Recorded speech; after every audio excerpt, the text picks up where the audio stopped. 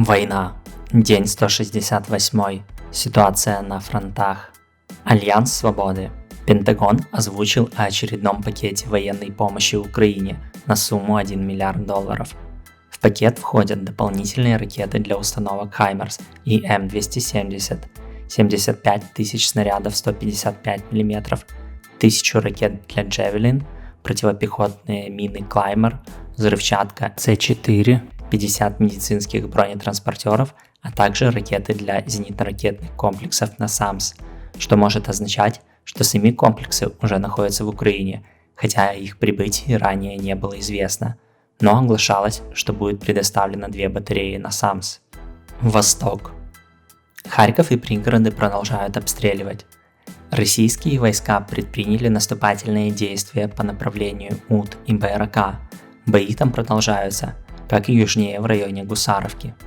После удачного наступления 93-й механизированной бригады южнее Изюма россиянам удалось стабилизировать направление, хоть и с незначительным отступлением, и теперь они даже предпринимают контратаки на Вернополе и Довгеньке.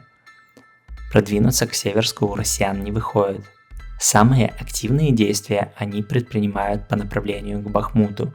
Бои идут восточнее, где российские войска пытаются прорвать оборону и выйти к окраинам города. Выгодные украинские позиции на возвышенности у вершины не позволяют российским войскам полностью захватить населенный пункт. Несмотря на это, российское командование продолжает вводить туда свои войска.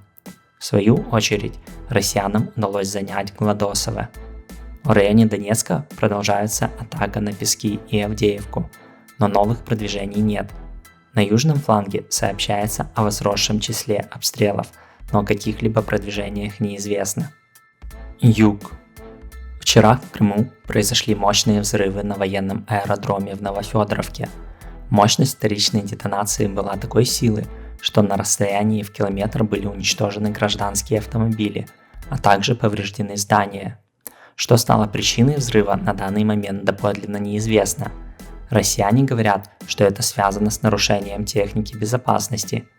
Мы все с нетерпением ждем, когда эксперты разложат на лавочку остатки непотушенных бычков, из-за которых и произошел взрыв. В результате хлопков значительные повреждения получили военные самолеты и техника, которые базировались на аэродроме. Любопытно, что сегодня стало известно о нарушениях техники безопасности на нефтебазе в Эйске, а также в Кирилловке в Запорожской области. Любопытно тут то, что техника безопасности у россиян стала страдать на расстояниях более 100 километров от линии фронта.